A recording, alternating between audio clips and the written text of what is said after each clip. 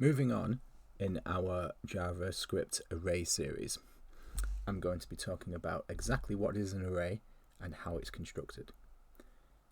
If you've not seen the previous videos and want to update yourself, there will be links in the description. So, what is an array? Here I have num_array. You can see the square brackets with these digits in it. Each one is an element. So what I'm going to do is console log type of num_array. Type of is going to return to the console the type of variable, which data type it is. And here we get printed out in the console object. So an array is actually an object. And why is that? Well, pretty much everything in JavaScript is actually an object. They are constructed with constructors. So here we have the square brackets around these elements. What these actually are is they are referred to as syntactic sugar. It makes it easier for we developers to write out code without having to do the long-winded route. JavaScript is going to read this and put it into a particular constructor, in this case array, and produce an array from it. So how do we make an array from scratch? Const my array is equal to new, using the new keyword, the array constructor, array with a capital A, and in it I'm going to put some strings.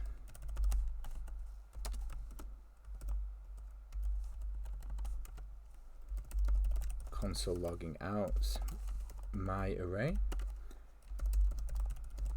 and then console logging out type of my array.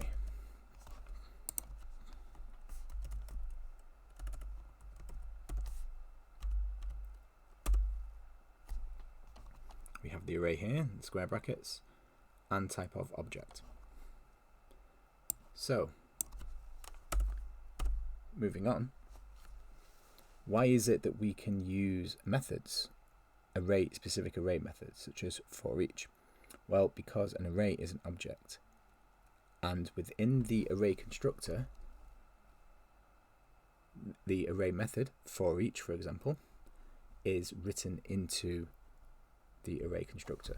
So observe my array dot for each. It's going to take a callback. Let's just put element, and we're just going to console log each element. So what's going to happen here? The for each method is going to iterate over each element, and in this callback function, simply log it to the console. And we have hello and world returned to the console. There are numerous array methods that can be used and which are very useful in JavaScript, and we will be visiting them in later videos. So to get a little bit more of an idea as to how arrays work, we're going to make our own.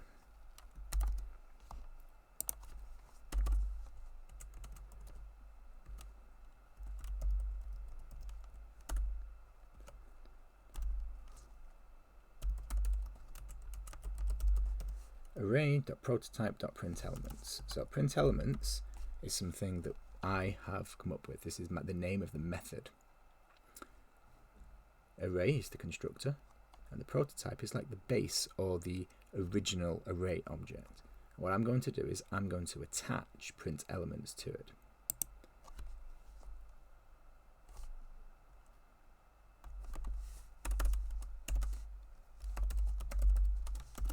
So it's going to equal a function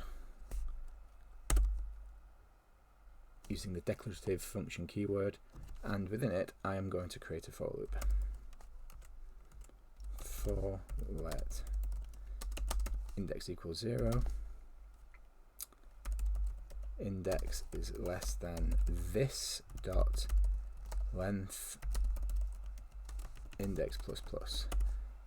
Now this for loop is the same as the for loop we went over in the previous video. It's a standard for loop, but the use of the this keyword, this is referring to the array itself. So however many elements in the array, this dot length is going to access that.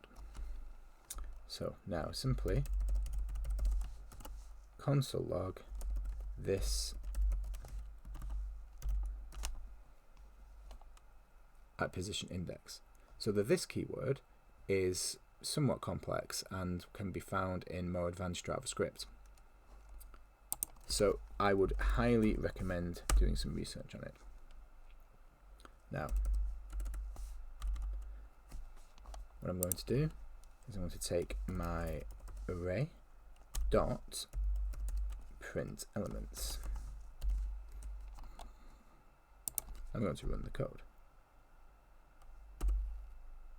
Hello world. I am going to create a new array.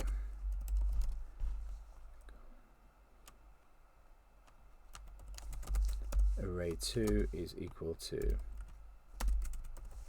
new array, and I'm going to put in 1, 5, 34, and 2.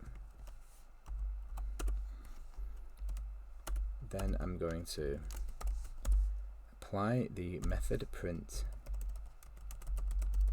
elements and run the code. So as you can see, 1, 5, 34, and 2 are printed out. Print elements exists only whilst this program is running, whereas the built-in methods such as for each or others such as .map, .filter, .sum, .every, they exist within JavaScript. They can be any array can access them and can be used on them, and they are incredibly useful. But this gives a little bit more of an insight as to how the array actually works and what's going on under the hood.